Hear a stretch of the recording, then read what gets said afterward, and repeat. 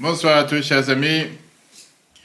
Nous sommes dans les derniers jours du mois d'Adar et surtout, nous sommes à la veille du mois de Nissan, le mois de la délivrance. On sait très bien que le mois de Nissan, c'est le mois de la Géoula. C'est une des raisons pourquoi le mois d'Adar est collé au mois de Nissan, le miracle de Purim, collé avec la fête de Pessah. Et on a commencé ce Shabbat un nouveau livre, le Chumash Vayikra. Le Chumash Vayikra, qui est le Chumash qui s'appelle le Chumash des Korbanot.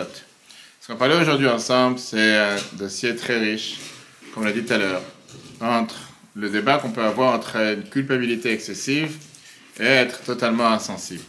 L'humanité tout entière se divise en deux moitiés. On a ceux qui ne regrettent jamais et ceux qui regrettent tout le temps. Deux moitiés de gens, tu as deux personnes totalement différentes. Et après, on va voir exactement où chacun se situe. Ceux qui s'habituent à n'importe quelle situation, tout va bien, circule, il n'y a rien à voir. Avance, il n'y a rien qui s'est passé. Et qu'ils ne réalisent même pas, on va dire, leur dégringolade matérielle ou spirituelle. Et ceux que chaque défaite, c'est l'enfer. Chaque défaite, ils prennent à cœur, chaque souci, ils prennent mal. Chaque chose, ils se disent, wow, c'est fini, on va pas s'en sortir, c'est la fin du monde, etc., etc. Et la question qu'on va se demander ce soir, c'est pas que c'est deux types de personnes. C'est qu'en réalité, on peut avoir deux différents personnages chez chacun d'entre nous avec l'action du mauvais penchant. Parfois, le mauvais penchant, il va essayer de faire en sorte que tu acceptes chaque situation comme si c'est tout à fait normal, de manière passive. Ah, qu'est-ce que tu te prends la tête? Qu'est-ce qui s'est déjà passé? T'énerve pas, celui qui a vu le TikTok d'hier soir. Et parfois, quand quelqu'un il reconnaît la défaite, il reconnaît ce qui s'est passé, il regrette, tout d'un coup, on est fait en sorte que la défaite prend des dimensions explosives, prend des dimensions, des proportions qui sont... Laisse tomber, quoi. C'est l'enfer. Hein? Pas seulement disproportionnel, c'est-à-dire qu'en vérité, quoi, qu'est-ce qui c'est fini? Il n'y a plus d'espoir. Va savoir, tu vas jamais t'en sortir, etc. Il y a 150 ans, il y a une étude qui a été faite en Allemagne. Si on jette une grenouille dans une marmite bouillante, d'eau bouillante, elle va essayer de sauter à l'extérieur pour s'enfuir du danger. Mais si tu rentres une grenouille dans une marmite avec une eau tiède, et petit à petit tu montes la température, chaque quelques minutes tu vas monter un peu la température encore d'un quart de degré, elle va s'habituer à la nouvelle température, elle ne va pas sortir. Quand la température va vraiment être, on va dire, une température qui est vraiment dangereuse, elle va tellement être habituée à la grande chaleur qu'elle ne va pas s'enfuir, mais malheureusement, elle va mourir à l'intérieur. Parce qu'elle sera tellement habituée à la chaleur, elle ne va pas ressentir que c'est une grosse chaleur, et au final, malheureusement, elle va nous quitter, comme on dit, paix à son âme. Et donc, ça c'est la question, ça c'est le débat qu'on va voir aujourd'hui ce soir ensemble, qui est, alors qu'est-ce qui est la norme? Ça veut dire, est-ce qu'on doit se situer? Où on peut se situer, etc. Ce qui est intéressant, c'est que depuis, ça a été fait des autres études ont été lancées. Et on a vu que c'est pas vrai, parce qu'on a vu que la grenouille, au contraire, c'est un animal qui est très très sensible et reconnaît les dangers. Et donc elle va s'enfuir rapidement d'une marmite qui est avec un niveau de chaleur très très élevé. Mais en tout cas, c'est sûr que c'est un exemple qui est cohérent pour un être humain. L'être humain est un tel personnage qui n'est pas prêt de changer et de se séparer facilement de sa zone de confort. Et donc, il préfère s'habituer aux défaites pour ne pas changer ses habitudes. Et le jour où il décide finalement d'avoir changé, où il se dit, ça y est, j'ai évolué, j'ai changé, c'est déjà trop tard. Pourquoi c'est déjà trop tard? Parce que voilà, malheureusement, la défaite est là et il est déjà habitué à cette défaite et c'est terminé. Et donc, la question qu'on demande ce soir, c'est d'essayer de se dire quel est le juste milieu. Maintenant, beaucoup de psychologues disent que ça, c'est malheureusement parfois ce qui a été fait avec plusieurs, on va dire, dictateurs. Plusieurs dictateurs qui ont agi de faire des changements tout doucement, petit à petit. Comme les nazis, que Dieu fasse leur nom. Et comme ça, le public perd la sensibilité et se convainc que ce n'est pas un grand déluge qui tombe, c'est juste une simple pluie et ce n'est pas la fin du monde et on peut revivre, etc., etc. Est-ce que l'alternative est mieux? Quand quelqu'un il se réveille et il réalise que finalement il est tombé dans un piège ou il a fait quelque chose de mal, parfois le mauvais penchant il est tellement fort qu'il essaie d'abattre, de t'abattre et de te faire tomber sans limite. Mais c'est tellement grave, mais tu te rends pas compte de ce que j'ai fait, mais il faut que je jeûne pendant 20 ans, il faut que je fasse telle et telle chose. Va savoir ce qui va lui tomber sur la tête. Et la personne s'est dit qu'il n'a aucun moyen de pouvoir s'en sortir, c'est très très grave. Si ça s'est passé une fois, ça va se passer toujours. Et pour essayer de revenir à l'équilibre et d'essayer de remplir un peu ce qui s'est passé, il va essayer de te dire en te disant, tu sais quoi, si tu penses que tu as fait quelque chose de grave, je vais te montrer comment tu peux faire quelque chose qui est vraiment, vraiment grave. On sait très bien que, par exemple, quel est le plus grand danger quand est-ce que quelqu'un il peut briser ou casser un régime? Il est très énervé, il essaie de se consoler, il dit, je vais ouvrir le frigidaire, je vais sortir tout ce qu'il y a dans le frigidaire, je vais m'énerver, je vais me déchaîner. Mais c'est pas la meilleure des choses. Parce qu'au final, il se dit, tu sais quoi, laisse tomber, je vais jamais réussir à faire un régime. Et il commence encore une fois à prendre du poids, bref, comment on dit ça? Le cercle vicieux tourne et ne s'arrête jamais. Alors, comme j'ai dit tout à l'heure, une culpabilité excessive n'est pas mieux qu'une non-culpabilité du tout. De ne pas se sentir coupable. Alors, quel est le bon chemin? Quelle est la meilleure approche? Quelle est la bonne approche que quelqu'un doit avoir dans la vie? D'un côté, il doit se dire, tu sais quoi? Oui, c'est pas juste, ça devrait pas être, ça devrait pas se passer, etc. Mais de l'autre côté, ne pas non plus tomber dans le piège d'une culpabilité excessive dans lequel, finalement, qu'est-ce qui peut se passer? Il va être totalement dans la déprime, il va être voir dans le suicide. Et qu'est-ce qui va se passer plus tard? Eh bien, il va rien bouger, il va rien faire. Et ça, c'est la plus pire des choses qui peut lui arriver. Qu'est-ce qu'elle est ta réponse, monsieur JC? Qu'est-ce qui vaut mieux? Quand je te dis de faire un choix entre ne pas être du tout coupable, ne pas se sentir coupable ou se dire oui, je peux me sentir coupable, mais c'est pas la fin du monde. Pourquoi il t'a soufflé? Hein? Jamais de bonne réponse. C'est pas vrai. C'est pas vrai. Ça, c'est pas vrai. On peut pas dire ça. Tu as toujours des bonnes réponses. Oui, alors? Se sentir coupable, c'est accepter qu'on s'est trompé. Se sentir coupable, c'est se sentir qu'on s'est trompé Et après, se servir se servir de ça pour s'améliorer. Et non pas continuer à déprimer. Oui, mais c'est pas ça qu'on a dit. On a dit, est-ce qu'il faut une culpabilité excessive ou pas du tout? Un petit peu, enfin, oui. Quel est le paramètre, dis-moi? Quand tu dis un petit peu, quel est le baromètre? 50-50. 50-50. Oui, mais c'est trop facile de dire 50-50. 50-50, c'est pas forcément la solution. Non, il faut être... Alors? Moi, je dirais qu'il faut être plus... Plus quoi? Dans la culpabilité excessive. Qu'est-ce que tu dis, toi? C'est quoi? Moi, je serais... On voudrait entendre des paroles sensées. Il faut plus... Je sais ce que tu vas dire, pour ça je veux que tu le dises. 60-40 pour moi. Comme je sais ce que tu vas dire, pour ça je veux que tu le dises. Je te dis, je sais d'avance ce que tu vas dire. Je suis dans tes pensées. Je sais d'avance ce que tu vas dire. Vas-y. Qu'est-ce que tu dis? C'est dommage, j'aurais dû l'écrire et après j'aurais dû montrer comme les magiciens. Après je t'aurais montré. Vas-y. Je pense que dans tous les cas, l'excès d'une part ou de l'autre, c'est pas bon parce que quand on banalise la faute, en fait, on est insensible par rapport à la faute, ça peut nous amener à en faire d'autres. Et d'une autre part, le fait qu'on culpabilise par rapport à ce qu'on a fauté, il ne faut pas s'attarder sur la faute, mais sur la réparation. Et donc, culpabilité excessive ou pas de culpabilité du tout? Un équilibre. C'est quoi l'équilibre? Le baromètre. Tu demandes à tout le monde, dis-moi c'est quoi l'équilibre? C'est facile de dire un équilibre. Moi, l'équilibre, c'est quoi? C'est plus avoir conscience de sa culpabilité, parce que même il y a des fautes qu'on peut faire involontairement et Là, tu touches quelque chose. Qu'est-ce que ça veut dire les fautes involontairement? Si c'est une faute involontairement, tu sais pas que c'est une faute alors? Ben si, par exemple, un serment qu'on a fait et après on a oublié... Oublie maintenant, ça marche. Je parle dans la vie de tous les jours. Qu'est-ce que ça veut dire une faute involontaire? Tu as oublié le gâteau dans le four. Oui. Et à cause de ça, le gâteau, il a brûlé. Je demande une question, alors? Ben, on passe à autre chose, on en fait un autre. Donc, tu culpabilises ou tu culpabilises pas? Non, on ne peut pas culpabiliser pour ces choses-là. Pourquoi pas? Ben, ça arrive. Toute la maison, elle sent le brûler, toute la maison, elle sent le cramer. Il y a de la fumée partout. Oui, mais ça avance à quoi? De culpabiliser... Et donc, tu te contredis avec ce que tu viens de dire. Je pensais plus aux fautes liées à... Mais je rappelle, je sais pas dans la vie de tous les jours. Je suis pas dans la vie de tous les jours. Et on va voir justement aujourd'hui comment ça se fait qu'une personne qui a fait une faute involontaire devait amener un sacrifice femelle. Il y avait les sacrifices mâles, il y avait les sacrifices femelles. On va voir par exemple, il y avait mouton, brebis, chèvre. Pourquoi un korban khatat, un sacrifice khatat, il sort du lot? Du fait qu'on la Torah nous dit c'est le seul que tu devais amener une brebis ou une chèvre femelle. D'accord? Je ne sais pas s'il y a un chèvre mâle, mais en tout cas, une chèvre et une brebis. D'accord? La Torah, elle a voulu te dire que, elle a voulu faire ici une allusion très importante, que le fait de regretter, ça doit être, je veux dire, ça doit augmenter progressivement. Chaque faute, il y avait la réaction qu'on devait avoir en fonction de la faute. D'un côté, après une faute, tu dois t'arrêter et regretter. D'accord?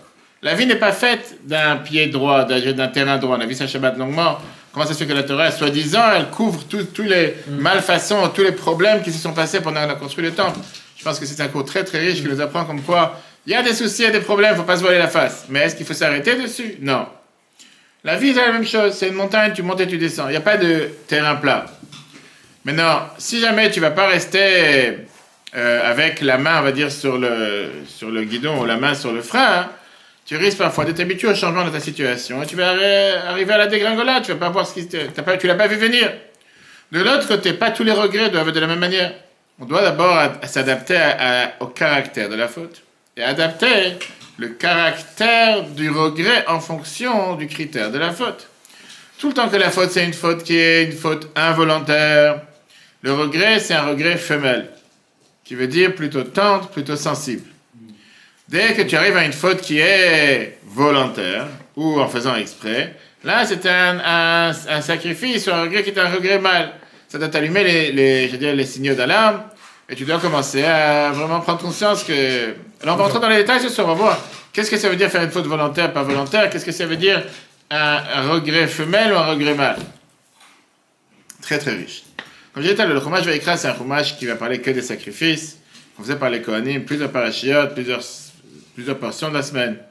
Et au final, il y a plus de 100 mitzvot dans la Torah qui sont autorisés de sacrifices. Et c'est une des raisons pourquoi on te dit qu'aujourd'hui, même si tu veux pas faire les 613 commandements, puisque la majorité des sacrifices, on ne peut pas faire les sacrifices qu'il n'y a pas le temps.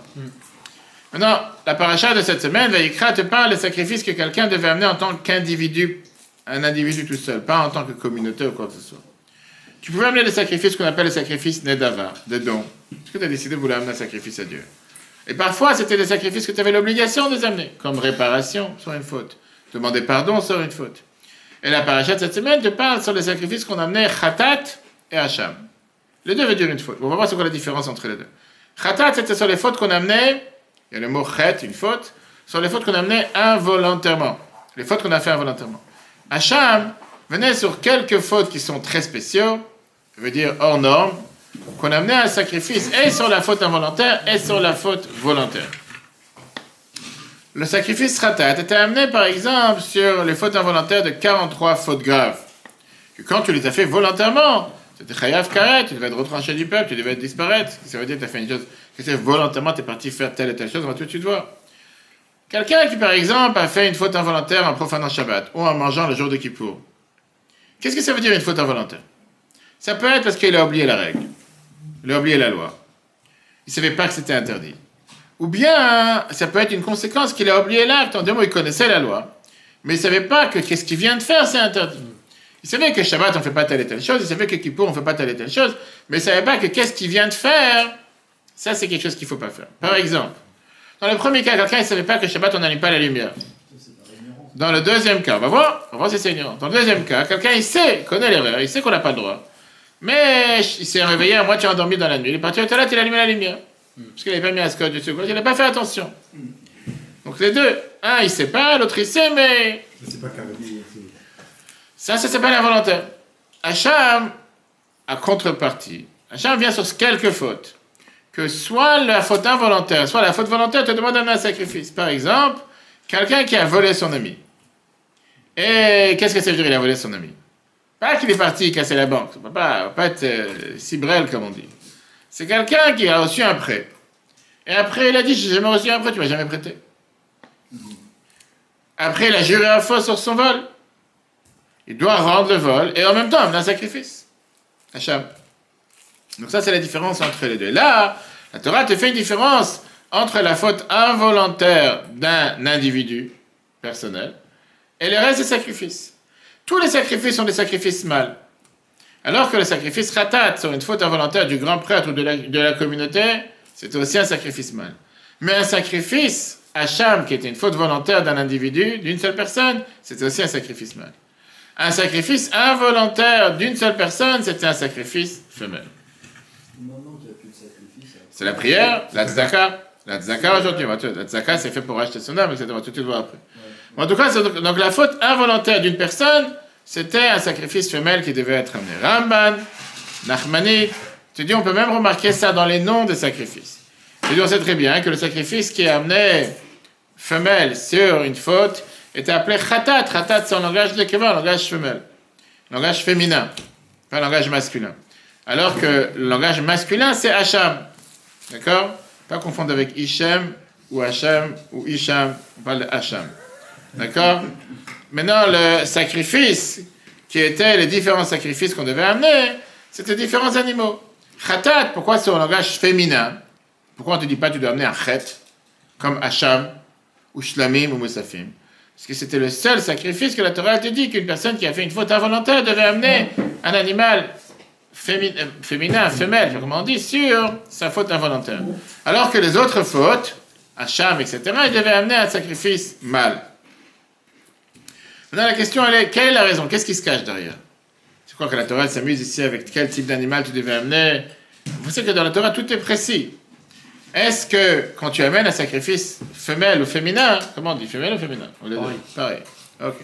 Femelle, c'est mieux. Femelle. Est-ce que tu amènes un sacrifice femelle, ça montre la gravité de la faute ou ça montre la légèreté de la faute? Rambam, Maïmonide, il pense que quand tu amènes un sacrifice femelle, ça montre que la faute n'est pas si grave que ça. Que tu as pu faire une faute, que c'est une faute qui était très très grave. Tu amènes une faute, un sacrifice femelle, que chez les animaux en général, elle a moins d'importance que le mâle. Un taureau, ça a plus d'importance qu'une vache. On va parler avec ceux qui ont des vaches laitières, ils vont te dire que peut-être pour eux les vaches c'est plus important. Alors pourquoi le grand prêtre et la communauté qui faisait une faute involontaire devaient amener un sacrifice mâle? Parce que bon, c'est par rapport à la personne c'était le grand prêtre, la communauté, etc. Alors qu'un sacrifice hacham, il vient sur les fautes moins graves que ceux qu'on amène de khatat, mais il devait amener un sacrifice mâle parce que c'est plus important que le sacrifice femelle. Maintenant, on ne va pas rentrer dans tous les détails parce que c'est très, comment dire, complexe. Mais la question qu'on se demande, c'est que comment une telle différence? Rambam, dans le guide des Égarés, il te demande la question suivante. Ça veut dire que quand tu as fait une faute involontaire dans des fautes graves, c'est plus grave qu'une faute volontaire dans des fautes moins graves. C'est qu'une faute que tu as fait sans faire exprès, sans vouloir, tu n'as pas pensé que c'était une faute, mais c'est un acte très grave. Il est plus grave qu'un simple acte que tu as fait volontairement. Comment est-ce possible? Et c'est pour ça que la Torah elle t'explique ici quel est le sens involontaire que la Torah elle te dit. Pourquoi quelqu'un qui a fait une faute involontaire, tout d'abord, il est coupable d'amener un sacrifice? Comme par exemple quelqu'un qui a mangé le jour de Kippour, il a oublié que c'était Kippour. Ou il a oublié qu'on ne mangeait pas le jour de Kippour. Il ne voulait pas faire une faute, il n'avait pas une intention de faire une faute, il n'avait pas une mauvaise intention. C'est bon, il ne savait pas, il n'aurait pas fait une chose pareille. Maintenant, le rapport gravissime que la Torah elle a face à la faute involontaire, c'est aussi dans le cas de celui qui a tué involontairement. La Torah te dit, par exemple, quelqu'un qui a fait descendre un meuble très lourd, de 200 kilos, dans les escaliers, et il a lâché le meuble au lieu de l'attraper. Non, il est tombé sur la tête de quelqu'un qui était en dessous, d'accord, qui était en train de monter dans les escaliers, comme il s'est déjà passé, je ne vais pas dire le nom, et au final la personne est morte, paix à son âme. Mais non, la Torah elle te dit qu'une telle involontaire, c'est une négligence totale. Qui t'a demandé de porter un meuble dans les escaliers de 200 kilos sans faire attention, et tu lui dis c'est involontaire, je ne pensais pas le tuer. Mais c'est vrai qu'il ne pensait pas le tuer. Il n'était pas censé savoir que l'autre il allait monter. Il s'est dit, quoi, je vais me prendre la tête à porter ce meuble sur mes épaules. Fais-le dégringoler les escaliers, il va arriver au bout. Parce que c'était pas réfléchi. C'est une négligence. En deux mots, ça aurait pu éviter, si tu aurais fait attention, on a ça en Israël malheureusement presque toutes les semaines. La semaine dernière encore jeudi, avec des grandes grues qui construisent des grandes tours et qui prennent et qui lèvent des choses ou quoi que ce soit. Et tous les 2 jours, tu as des employés qui meurent sur les chantiers parce qu'ils ont reçu une poutre sur la tête, parce que c'était mal accroché. Oui, tous les jours, au contraire. La semaine dernière, il y avait ça en Israël à Ramat Gan. Tous les 2 jours. Ça se peut pas dans les autres endroits du monde aussi. Ça s'appelle une négligence totale. D'accord? Ils vont en prison. Mais non. Écoute, qu'est-ce que tu veux dire? Ils ont tué des personnes. Ça, mais c'est tous les semaines, il y a quelque chose. Mais non. Alors que la loi officielle est, on va dire, plus complaisante avec quelqu'un qui a tué de manière involontaire, et sa punition, ce sera que quelques mois, voire quelques années en prison, en fonction de la négligence qu'il a eue, Sursis. la Torah, elle est totalement différente. La Torah, elle te dit que celui qui a tué, il est chayav mita, il doit être tué sur son acte. Parce que tu as été négligent, et à cause de ta négligence, tu as tué quelqu'un. Et c'est pour ça que les proches de la personne qui a été tuée pouvaient se venger. Mais il peut éviter la peine de mort par ça qu'il s'enfuit dans les villes de refuge. La Torah dit, puisque c'était une mort involontaire, il devait aller s'exiler dans une des 6 villes de refuge qui étaient en Israël et le protéger de la peine de mort. Mais s'il sortait de la ville de refuge, il était responsable, il était coupable. Si quelqu'un il allait se venger, tant pis pour lui. Pourquoi la Torah elle est tellement dure avec quelqu'un qui a fait une faute involontaire? Qu'est-ce que ça veut dire involontaire? Il aurait pu l'éviter. Ça, oubli, ignorance ou négligence. Parce qu'il n'a pas pris conscience qu'il pouvait y avoir une faute grave. Qu'est-ce que ça veut dire involontaire? Tu as servi un verre de café à ta femme, C'était pas- l'eau bouillante, Ouais. et après tu t'es levé pour amener l'assiette de gâteau, et le verre il est tombé sur le côté, tu l'as brûlé toute sa robe, qu'elle s'est bien habillée pour sortir, elle était toute belle, et en plus tu as brûlé le pied. Alors là, t'es foutu. Qu'est-ce que ça veut dire involontaire? Et en plus elle te dit, t'arrêtes pas de faire exprès, c'est pas la première fois que ça t'arrive. Là, c'est On dirait que tu fais exprès. Qu'est-ce que ça veut dire involontaire? La Torah, le Rabbi, il explique ça de manière très intéressante. Le Rabbi dit que chaque faute involontaire, il y a eu un précédent volontaire. Qui veut dire, cette action spécifique, elle est faite involontaire. Mais quelque chose d'involontaire montre sur une banalisation qui s'est passée des actions précédentes qui ont été volontaires. Et maintenant, tu payes sur la faute volontaire qui était faite avant. En deux mots, si tu aurais fait attention, si tu aurais plutôt réfléchi à ce que tu fais, tu ne serais pas amené à faire quelque chose d'involontaire. D'accord? Qu'est-ce que quelqu'un de normal n'oublie pas ce qui est important? Quelqu'un, il ne va pas avaler du poison de manière involontaire. Il sait que c'est du poison, il ne va pas y toucher. Il fait attention à ce qu'il fait entrer dans sa bouche. Une femme normale, je précise, en général, n'oublie pas d'éteindre le four. Mais un homme, il oublie tout ce qu'il a à faire dans la maison. Puisque rarement il va faire un gâteau ou quoi que ce soit. Il peut faire tout et n'importe quoi. Il va mettre, je sais pas, la cuillère en bois dans le four, il va mettre l'aluminium dans le micro-ondes. Bref, il va faire des choses qu'en général on ne fait pas. Parce que c'est pas important pour lui. On n'a pas intérêt de le faire. Combien de fois on voit malheureusement, encore une fois en Israël, en été, que des gens, ils oublient leurs enfants dans la voiture. Combien on voit en France aussi. Tous les étés, on entend des bébés ou des enfants de 1 an, 2 ans. Je suis juste parti faire une course. Ça allait prendre 5 minutes. Sous 40 degrés de chaleur, malheureusement, les enfants ne partent de ce monde. Ça vient du fait que les gens sont tellement entourés sur eux-mêmes, sur leur portable, sur le... Ils ne regardent pas ce qui se passe à côté. Ils ne font pas attention à ce qu'il faut faire attention. Malheureusement, des vies qui sont totalement perdues. Et donc, quelqu'un qui est sensible à l'importance de la vie, il va faire attention de 1000 manières. Quand il fait descendre un meuble ou un frigidaire sur les escaliers en le faisant glissant sur une couverture, il va pas dire, tu sais quoi, peu importe, si en bas il y a quelqu'un qui est en train de monter, l'essentiel, c'est que le frigidaire il tourne. Il va faire attention à ce qu'il fait. Il avait qu'à voir De la même manière que quelqu'un qui craint Dieu, il va savoir, aujourd'hui c'est Shabbat. Puis pour cette raison, il va pas se lever le matin de Kippour en se disant, tiens, un petit café, ah c'était Kippour. Il va réfléchir à ce qu'il fait, c'est important pour lui, il sait que c'est Kippour. C'est pas qu'il s'est réveillé, il a découvert que c'était Kippour, il sait très bien quel jour on est aujourd'hui. Le fait même que quelqu'un il a pu être négligent dans quelque chose de tellement important, ça montre qu'il a, on va dire, des, comment on appelle ça, des sensors, En foutiste, un peu, non? des sensibilisations qui ont été affectées, qui ont été abîmées, sensibilités qui ont été abîmées volontairement, ou parce qu'il est trop grossier, ou parce qu'il est tellement dans les envies, dans les désirs et plaisirs matériels, et qu'il n'est pas du tout raffiné, et qu'il n'a pas senti la différence. Freud, notre cher ami, a dit que si on écoute nos erreurs, on saura quelle est notre sous-conscience. Il dit que nos erreurs découlent et viennent d'un endroit qui est beaucoup plus profond dans notre âme, et il est beaucoup plus profond de ce qui vient par les choses réfléchies. Les Chachamim ont dit ça d'une autre manière. Les Chachamim te disent qu'une personne intelligente, un Talmid Chacham, on le reconnaît dans la manière comment il mange, de la manière comment il se met en colère, et de la manière comment il dépense son argent. C'est les trois mêmes mots. Bekiso, Bekaso, Bekoso. C'est des voyelles différentes. Kiso, c'est avec sa poche. Kaso, c'est avec sa colère. Et quoi, ça, c'est la manière comment il mange. Tu peux tout de suite réaliser qui est la personne. Avec ça, le rabbi t'explique la question, pourquoi Pessah qui tombe Shabbat? Il arrive des années que le premier Seder c'est vendredi soir, etc. Pourquoi on n'annule pas le Seder comme on fait Rosh Hashanah à Sukkot ou Purim? Pourquoi, quand Rosh Hashanah tombe Shabbat, comme l'année prochaine, si Dieu veut, on te dit qu'on ne sonne pas le chauffard Shabbat, on sonne le chauffard le deuxième jour? Pourquoi, quand Rosh Hashanah Sukkot c'est le premier jour de Shabbat, on ne fait pas les lulav? On dit on prendra les lulav le deuxième jour. Purim, quand les 3 jours, j'en passe.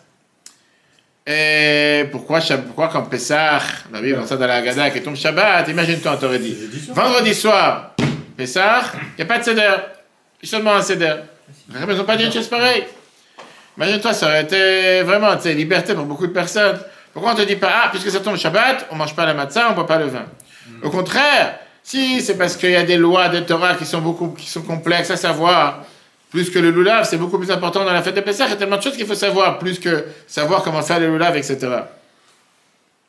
Et en plus, qu'il faut le faire chacun chez soi, alors que le chauffard ou la Megillah, c'est en public. Et donc, il faut apprendre le mot de Pessah. Et donc, on peut craindre que tu vas faire des erreurs, comment tu vas faire le Seder, ou les quantités, tu vas prendre 4 bouteilles de vin au lieu de prendre 4 verres, ou tu vas prendre, je sais pas, 10 matzot au lieu d'une matzah, après tu vas arriver à l'hôpital que tu t'es étouffé, t'as trop mangé, etc. Pourquoi la Torah n'a pas dit, c'est tombé maintenant c'est tombé maintenant pendant Shabbat, on fait sauter. Le Netziv de Vologène répond que la nuit de Pessah, que le soir de Pessah, c'est la nuit. Et la nuit, les gens vont pas sortir pour aller demander au rabbin qu'est-ce qu'il faut faire. À cause du danger, à l'époque, les gens ne sortaient pas la nuit, ils n'avaient pas de sortir dans la nuit, etc. Ou bien, parce qu'à l'époque, il y avait la coutume que le rav, il allait dans les maisons des gens et leur montrait quoi faire, comment faire. Ça, c'est le Netziv. Le rabbi répond à une idée chassidique. Le rabbi te dit comme ça. L'oubli vient et découle de une manque d'attention, d'un certain je m'en foutiste, du fait que la personne est tellement grossière, que la personne est tellement, on va dire, tellement empêtrée dans ses plaisirs, dans ses désirs, dans ses envies matérielles, qu'il oublie ce qui est important. Si c'est important pour toi, tu n'oublieras pas. Si ça te tient à cœur, tu risques pas d'oublier. Si c'est pas important, pourquoi pas, pourquoi oui, pourquoi non, c'est la même chose, là tu oublies. Mais la nuit de Pessah, le juif, il est dans une telle pureté qu'il risque pas d'oublier. La nuit de Pessah, quelqu'un ne va pas oublier. Tout le monde s'est préparé à Pessah pendant des semaines, des mois avant. La nuit de Pessah, il risque pas d'oublier. C'est pour ça que les Chachamim m'ont dit, la nuit de Pessah, même si ça tombe Shabbat, on le fait. Bien sûr qu'il y a eu la recherche du Hametz la veille, etc., etc. Le père du Rabbi Levi Yitzhak était un grand kabbaliste. Il rajoute à ça une note très, je veux dire, pas seulement, douce. Non, une note qui est totalement d'une autre dimension, mais qui est d'un génie. C'est-à-dire que la fin des mots, Shofar, Lulav, Megillah, les 3 mitzvot qu'on a vu qu'on fait sauter quand c'est Shabbat, c'est Rabba. Rabba qui veut dire beaucoup. Alors que le premier lettre de ces mots, c'est Shalem. C'est dit comme ça. Pour une personne, les fêtes importantes, ça se trouve à la fin des mots. C'est-à-dire à la fin de la personnalité de la personne. Il peut parfois tomber, il peut parfois oublier, et il a besoin d'avoir la xéra de Rabba, parce que la Gemara te dit qu'il doit faire attention, etc. Mais si ces fêtes ils auraient été au début des mots, là il aurait fait attention, il n'a pas eu besoin d'avoir ce décret.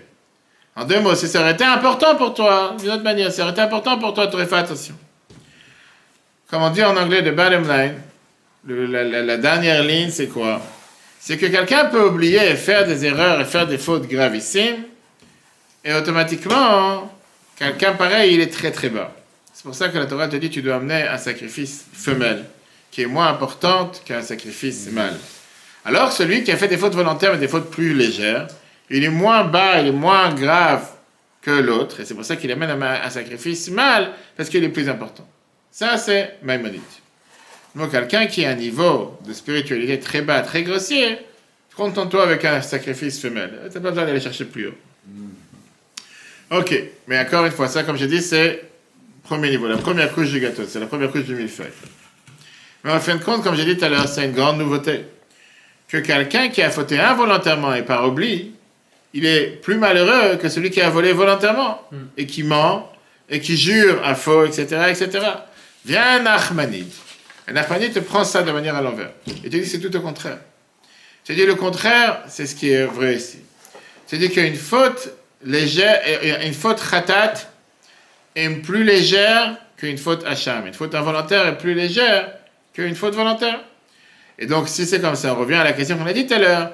Pourquoi le khatat était amené d'une femelle, alors que le hacham était amené d'un mâle? Rappelez-moi à la fin, si on a le temps, je vais rentrer tout en détail dessus. Le Rabbi, il développe ici, pas seulement une idée particulière, une idée majeure, mais c'est tellement, tellement riche par rapport à tout ce sacrifice, tout ce livre qu'on commence pendant cette semaine et qu'on va développer pour les prochaines plusieurs semaines, c'est le livre des sacrifices. La Torah, elle débat ici une question très importante.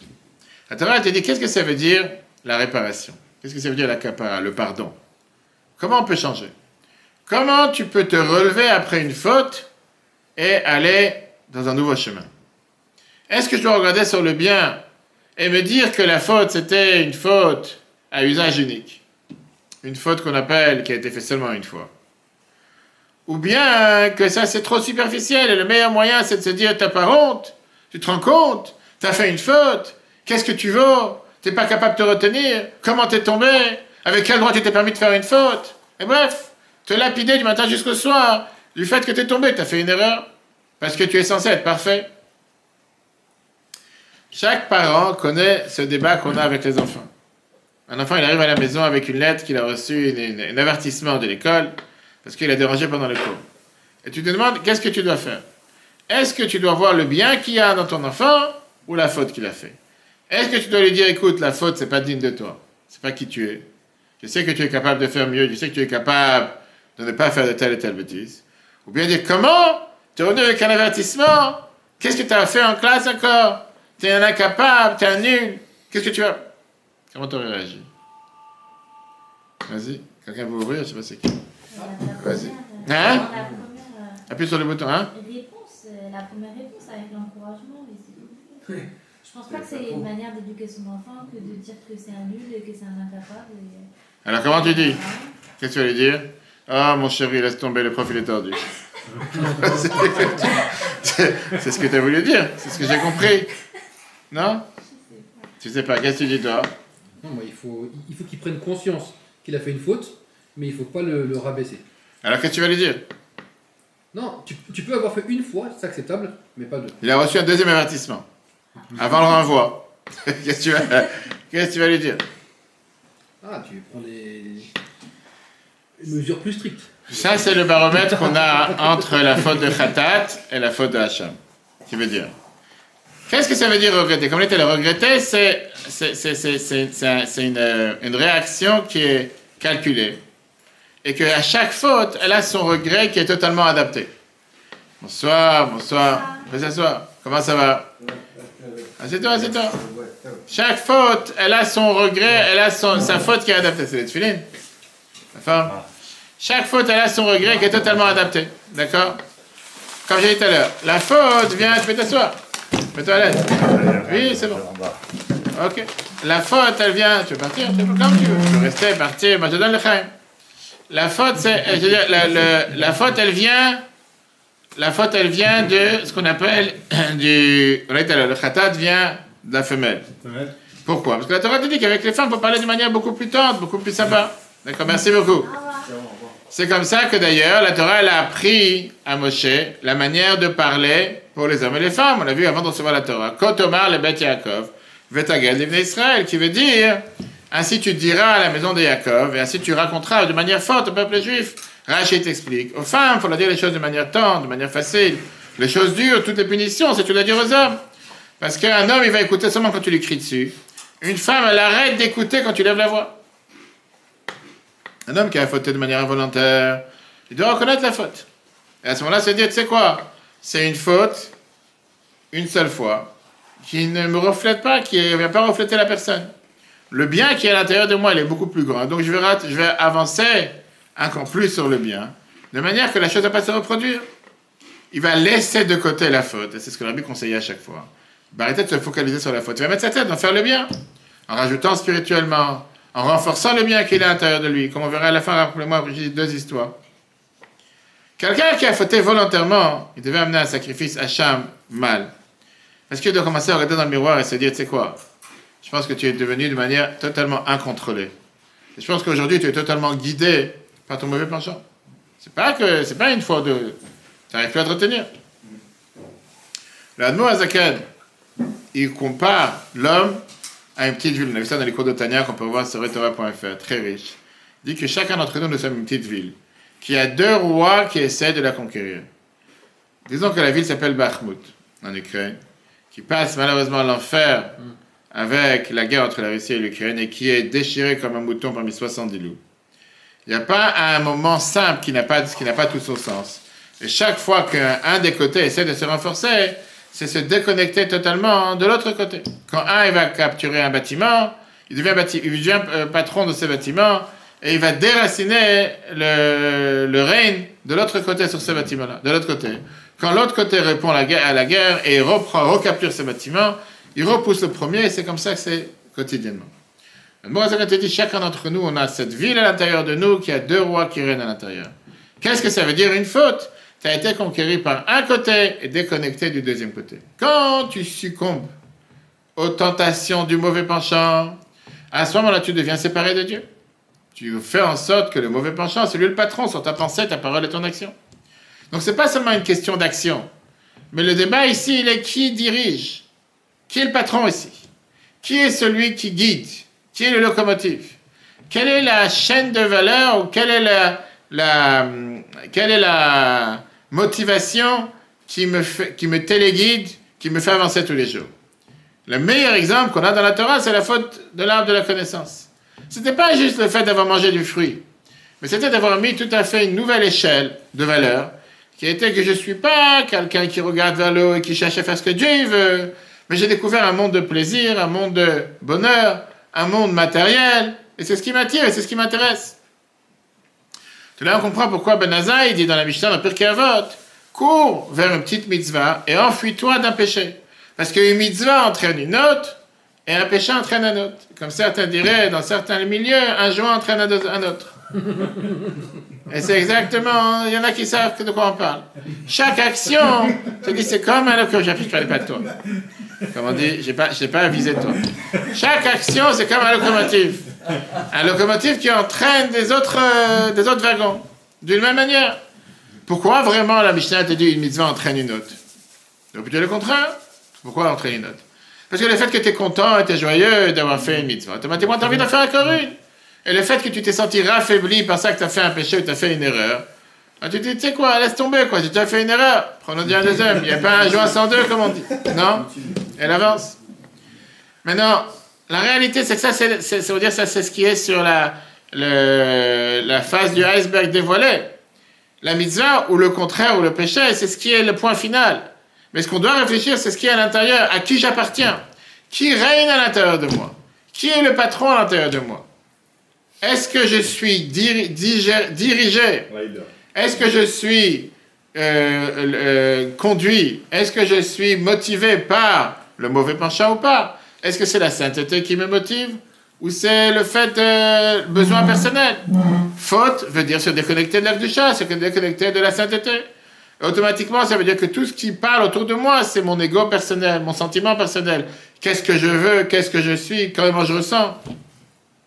Et si c'est ça qui motive une personne, ça tombe très rapidement, très très loin. On voit malheureusement ce qui se passe dans le monde aujourd'hui, dans ces endroits, ces guerres. C'est tellement une guerre d'ego parfois que j'ai décidé que tel et tel terrain doit m'appartenir, je suis prêt à tout casser, tout tuer, tout détruire, sans prendre compte de la souffrance de son propre peuple, de la souffrance des autres personnes. Et comme ça, déjà, tous les tyrans à travers l'histoire. Quand je suis dirigé par le mauvais penchant, c'est pas possible que la prochaine action que je vais faire, ce sera l'acte du chat. Parce que le mauvais penchant, il a seulement un but en tête. Et le seul but, c'est de remplir ses besoins personnels. Dans la Chassidut, on te dit une phrase très intéressante. On te dit, si quelqu'un veut savoir si ce que tu as fait, c'est une mitzvah ou une mauvaise chose, c'est quoi le baromètre? Qu'est-ce que tu fais après? Si après que tu as fait une chose, tu vas apprendre encore une étude, page Gemara, un cours de Chassidut, tu vas regarder sur Torah.fr ou tu vas lire un journal. Une mitzvah entraîne une autre, tu en verras le contraire. Maintenant, avec ça, l'explication, c'est une question que chacun doit se demander dans la vie de tous les jours. Qui est le patron dans la vie? Dans le monde, dans la vie dans laquelle je vis. Où je vis réellement? Quel est mon centre d'intérêt? Est-ce que je suis attaché à Dieu ou détaché de Dieu? Et c'est pour ça que chaque action que je fais, c'est une action qui peut me rapprocher de Dieu, me rattacher à Dieu. Et n'importe quelle action que je fais contre la volonté de Dieu, c'est comme l'idolâtrie, un minimum. Qu'est-ce que ça veut dire l'idolâtrie? On dit Avodah Zarah, c'est quoi Avodah Zarah, l'idolâtrie?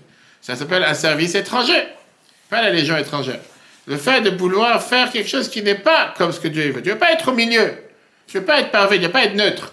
Ou ce que je fais, c'est en cohérence et c'est apte avec ce que Dieu veut de moi. Ou c'est contre ta volonté. Pas blanc, il n'y a pas de blanc ici. Maintenant, on n'a même pas parlé, encore une fois, de tout ce qu'on voit dans la Chassidoute sur le mal ou le bien qu'on peut causer dans les différents mondes, etc., etc. Maintenant, bien sûr que ce message, ce n'est pas un message qu'on peut se poser tous les jours. On ne fait pas l'inventaire du magasin tous les jours, parce que quelqu'un peut être brisé à la place d'être encouragé. Et c'est pour ça que la Torah elle te dit que chaque faute, c'est un événement important qui demande de regretter. Mais une faute involontaire, on te demande un regret light, comme les femelles. C'est pour ça que les mains de sacrifice femelles. Alors qu'une faute volontaire, ça te demande de réfléchir, de t'arrêter, de commencer à se poser les bonnes questions, comme un mâle. Et c'est pour ça qu'il devait me un sacrifice mâle. La Bible dit qu'il y avait une fois la fameuse histoire qu'il racontait dans la Gemara, Ta'anit, page 20a. Je crois que j'ai raconté plusieurs fois avec Rabbi Eliezer bar Rabbi Shimon, le fils de Rabbi Shimon bar Yochai, qui était une fois sur un âne. Et à côté de lui, tout d'un coup, il y a quelqu'un qui s'est mis pour marcher à côté de lui. Mais cette personne, c'était quelqu'un qui était vide et moche. Vide de tête. En 2 mots, il n'avait rien dans la tête. Et il était moche, il était abominable, il était dégoûtant.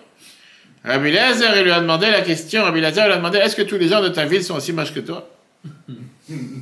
Il a répondu, il a dit la phrase suivante. Va vers l'ouvrier, le menuisier qui m'a fait, et dis-lui comment est moche le meuble que tu as fait, l'ustensile que tu as fait.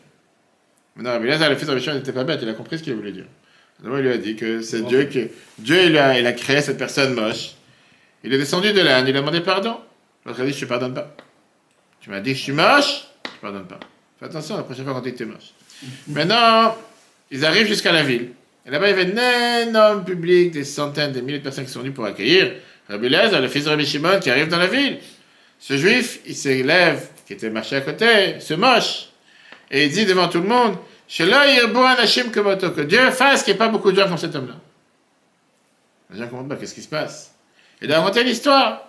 Ils l'ont supplié, ils lui ont dit, pardonne-lui. Qu'est-ce qu'il a fait? Il a fait une erreur. Il a regretté, il a demandé pardon. Il a dit, je suis d'accord à pardonner à une condition. Qu'il ne recommence pas et qu'il ne soit pas habitué à faire une telle chose. Ça ne devient pas la routine. Que pas chaque 2 personnes qui voient, dit, t'es moche. Ça va? La prochaine fois, tu dis, regarde-toi dans le miroir. Qu'est-ce que tu veux? Tout le monde est moche. Maintenant, on lui demande 2 questions. D'abord, la question sur Rabbi Eliezer. Comment il a pu faire honte à quelqu'un comme ça qui marche à côté? Même si tu penses qu'il est moche, tu dois lui dire, dis-lui que t'es beau, que t'es moche. T'as pas demandé de dire ce que tu penses. Et qu'est-ce que ça veut dire moche et beau? C'est quoi le baromètre de moche et beau? Parce que quelqu'un il a mis 2 kilos de mascara et de fond de teint et je sais pas quoi. Pour ça, il est beau et quelqu'un qui a pas mis, il est moche. Où est le baromètre? Toi, t'es là pour décider si la personne elle est moche ou elle est belle. Deuxièmement, c'est quoi la fin de l'histoire de la personne qui a été touchée? Et qui vient et dit, je lui pardonne à condition qu'il ne soit pas habitué à faire une telle chose. Ça veut dire quoi? S'il dit une fois par semaine à quelqu'un, t'es moche, c'est bon. Mais s'il dit tous les jours, c'est pas bon. Qu'est-ce que ça veut dire qu'il ne soit pas habitué? C'est quoi la norme? C'est-à-dire que tu peux insulter une personne sur 10 et pas une personne sur 2? C'est une question très simple. Rabbi Eliezer, il a vu.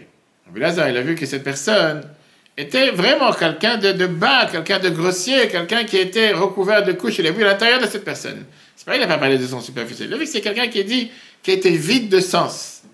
Qui était quelqu'un qui est grossier. Bah, t'as des gens que un mot sur 2, c'est des grossièretés. Une blague sur 2, c'est des choses sales. Tu te dis, mais qu'est-ce que tu as dans la tête? Il n'y a rien de raffiné, il n'y a rien d'intelligent ni quoi que ce soit. Et donc, Rabbi Eliezer s'est dit, le seul moyen de réveiller le bien qui est à l'intérieur de cette personne, c'est de lui envoyer un électrochoc. Bouge, réveille-toi, ça y est, arrête d'être comme ça dans les niveaux des choses les plus basses et les plus... Donc, Rabbi Eliezer, Rabbi Shimon, il a parlé avec gravité. Maintenant, il a réussi à le réveiller. Et cette personne, il s'est réveillée avec le plus profond du bien qu'elle avait à l'intérieur de lui. C'est pour ça qu'il lui a dit tout de suite, va chez l'ouvrier qui m'a fabriqué, demande-lui pourquoi il m'a fabriqué comme ça. En deux mots, c'est pas de ma faute. Je sais que je suis quelque chose de mal, grossier, mauvais, mais c'est pas de ma faute. Qu'est-ce que tu veux de moi? Je suis une créature de Dieu. Quand il a vu qu'il a réussi, Rabbi Eliezer, à réveiller cette personne, il a demandé pardon. L'autre, il n'a pas voulu lui pardonner. À la fin, il a dit, je suis d'accord de te pardonner à condition que tu ne recommences pas une chose pareille. Mais de temps en temps, dans certaines conditions, c'est peut-être la seule manière de faire réagir une personne, de faire prendre conscience. Réveille-toi, il y a un moment dans la vie, il faut dire stop, tu n'es pas toujours dans la bêtise, etc. Et ça, c'est Rabbi Eliezer qui l'a fait. Ça veut dire que chacun de nous peut faire une chose pareille. D'accord? Alors, c'est quoi le résumé de ce qu'on vient de voir? Après, rappelez-moi les deux histoires. Un juif, il doit vivre avec un bilan, et bien sûr qu'il doit regretter sur la faute qu'il a faite. Ça, personne n'en doute. Tu as fait une erreur, tu dois demander pardon, tu dois regretter. Mais ne t'habitue pas à te briser. Ne t'habitue pas à te taper dessus. Parce que quand on parle d'une faute involontaire, de manière tendre, ça va, j'ai fait une erreur, pas le bout du monde. Une faute volontaire, ça montre que tu es tellement déconnecté, que tu es tellement insensible, que tu es tellement froid, que tu es tellement... rien qui te bouge. Alors là, tu dois commencer à parler comme les hommes parlent. Les mâles, pas les femelles. C'est la raison pour laquelle la Torah t'a fait la différence qu'il y a entre les deux. Que ce soit, on l'a dit tout à l'heure, le Korban Khatat, qui était appelé avec un langage femelle, seulement ce sacrifice-là, alors que le sacrifice volontaire était appelé avec un sacrifice mâle. Rabbi David de Leilov, il est parti avec ses élèves. Il était rabaché avec ses élèves. Tout d'un coup, il y a une femme qui arrive et qui le frappe. Pas simple, comment dire. Les élèves, ils ont dit, mais arrête, laisse tranquille le Rabbi, pourquoi tu le déranges, pourquoi tu lui fais du mal, etc. Elle dit, quoi, Rabbi? Mais quel Rabbi? Ah, je me suis trompé. Je pensais que c'était quelqu'un d'autre. Je pensais que c'était mon mari qui m'a abandonné. Ils avaient la même tête. David de Léel avait lui répondre à cette femme en disant, ne te fais pas de soucis. Tu ne vas pas frapper à moi, tu as frappé quelqu'un d'autre. Et parle à ses élèves en disant comme ça. Beaucoup de fois, des gens tapent une personne parce qu'ils pensent que c'est quelqu'un d'autre. Mais s'ils auraient connu le vrai sens de la personne, qui est vraiment cette personne, ils n'auraient pas frappé. Ils tapent parce qu'ils pensent que c'est quelqu'un d'autre. En vérité, parce qu'ils ne connaissent pas la personne qui est la personne réellement. Le Rabbi de Bobov, deuxième histoire, Rabbi Shlomo Eilberstein, il a perdu toute sa famille dans la Shoah, dans l'Holocauste, c'est la majorité de ses disciples, comme beaucoup. Après la guerre, il est arrivé en Amérique, il habitait à East Side de Manhattan, et il a commencé à essayer de recomposer le Pulse qui était totalement détruit de la Chassidut. Il n'avait même pas un minyan. Alors que c'était des centaines de milliers de Chassidim, etc. Arrive vendredi soir, il sort dehors pour chercher un dixième. Bienvenue au club. Et il rencontre un juif qui est totalement laïque, qui était lui-même un rescapé de la Shoah. Et il lui a demandé une faveur, complètement les mignonnes. L'autre, il a dit, tu sais quoi, pourquoi pas avec plaisir, sache que moi, avant la guerre, j'étais un grand chazan, j'ai une belle voix, je sais chanter, etc. J'étais le chazan dans les mignonnes des chassidim de Bobov. Et comme ça, il a continué plusieurs mois, et la synagogue commence à grandir, il était chazan, et il n'a plus besoin de compléter les mignonnes. Il s'est dit, bon, ça y est, on a eu d'humeur, maintenant on a le dixième, plus besoin de venir. Comme il risque de se passer dans certains endroits. Et donc, le Rabbi de Bob avait demandé à son fils, une fois qu'il a arrêté de venir, il ne voyait plus. Parce qu'il s'est dit, j'ai plus besoin d'être là, je compte pour rien. Ils n'ont plus besoin de moi. C'est passé quelques mois, et il voit qu'il n'est pas là, il appelle son fils. Il dit, où il est ce juif? Et le fils, il a dit, Rabbi de Bob, il fallait le chercher. Il voit qu'il est assis dans le parc, à côté de le grand parc, Central Park à Manhattan, avec une cigarette dans la bouche, Shabbat, une pipe. Magnifique, la fumée blanche, réfléchit, médite. Maintenant, bien sûr qu'il n'a pas regardé, il dit quoi, un juif comme ça pendant Shabbat, il fume la pipe, etc. Donc, si tu veux, je l'amène au minyan, pourquoi faire? Il reste dans son coin. Il n'est pas parti chercher. Le Rabbi de Bob lui demande, il fait où il est? Son fils lui dit, il est en train de fumer une cigarette, Shabbat, dans le parc. Il lui a dit, non, c'est pas possible. Il ne fume pas Shabbat. Le fils dit, mais je l'ai vu. Il fait, t'as mal vu. Il fait, t'as mal vu. C'est pas lui. Le fils, il est têtu, il dit à son père, mais je l'ai vu avec mes yeux, j'ai vu que c'est lui qui est en train de fumer, je le connais bien, c'est lui qui est en train de fumer pendant Shabbat. Et il lui dit, non, c'est pas lui qui fume Shabbat, c'est le nazi qui fume Shabbat. Et il dit, c'est le feu qui le mange de l'intérieur, c'est l'amertume qu'il a à l'intérieur de lui qui le brûle, c'est ça qui fait qu'il fume Shabbat. Passe 30 ans, un juif est arrivé voir le Rabbi de Bobov, avec une grande kippa sur sa tête. Il est venu inviter le Rabbi de Bob au mariage de son fils et il lui a dit, moi je suis le chazan qui était là il y a 30 ans dans la synagogue. En deux mots, le juif qui est à l'intérieur de lui a combattu le nazi qui est à l'intérieur de lui et il a réussi à se rattacher à la religion encore une fois. Cette histoire, on en a tellement avec le Rabbi, sans fin. Comme le Rabbi nous disait comment parfois on ne regarde pas sur un juif sur son superficiel. On ne regarde pas sur la paix superficielle, mais il est venu comme ça Shabbat, il n'est pas venu avec 2 pieds, il est venu avec 4 pieds. Il n'est pas venu sur ses 2 pieds, il est venu avec 4 roues. Combien de gens, des fois, certaines religions en Israël disent combien de gens vous avez dans votre minyan, combien de gens vous avez dans votre communauté? Ah, combien sont chômeurs Shabbat? Pourquoi je mets? C'est là pour juger quelle est la valeur de la mitzvah de telle ou telle personne. Est-ce que nous, on connaît les efforts que chacun a fait? Est-ce qu'on peut juger sur l'apparence d'une personne? Tu as une personne qui peut avoir une tête de moche, comme je sais pas quoi, et qu'à l'intérieur de lui, c'est quelqu'un qui est la plus belle personne qu'il peut avoir. Et tu peux avoir quelqu'un qui a l'apparence, il peut être soi-disant le plus beau sur Terre, et qu'à l'intérieur, c'est la plus grande pourriture qui peut exister. Et donc c'est pour ça que c'est pas à nous de juger, mais répondre à la question par laquelle on a commencé. Est-ce qu'il faut une culpabilité excessive, ou il faut totalement être insensible? La réponse elle est que ni l'un ni l'autre ont raison. Et ni il faut une culpabilité excessive, et ni il faut être insensible. Il faut être sensible aux erreurs, mais pas pour ça pleurer du matin jusqu'au soir. Pas pour ça être dans la déprime, pas pour ça se dire on va pas s'en sortir. On a fait une erreur, on avance. Comme on l'a dit tout à l'heure, dépend bien sûr quel type d'erreur. Maintenant, on peut considérer que c'est 50-50. Si avec tout ce que je viens de parler pendant une heure, tu répètes la même chose que tu n'as pas, c'était j'ai rien dit. Pourquoi 50-50? Comment tu dis 50-50? Comment tu dis 50-50? Qu'est-ce que c'est 50-50? Une chose où c'est la culpabilité peut être un peu... T'as pas le droit d'avoir... Si tu dis 50-50, ça veut dire quoi? Ça veut dire 50% culpabilité excessive, 50% insensible. Les deux sont faux. Ouais, il y a de la culpabilité qui est importante, il y a ceux qui sont moins. Voilà, Il y a là. ceux qui- Très bien. Insensible, on a dit, c'est faux. Culpabilité excessive, c'est faux. Donc les deux sont zéro, c'est pas 50-50.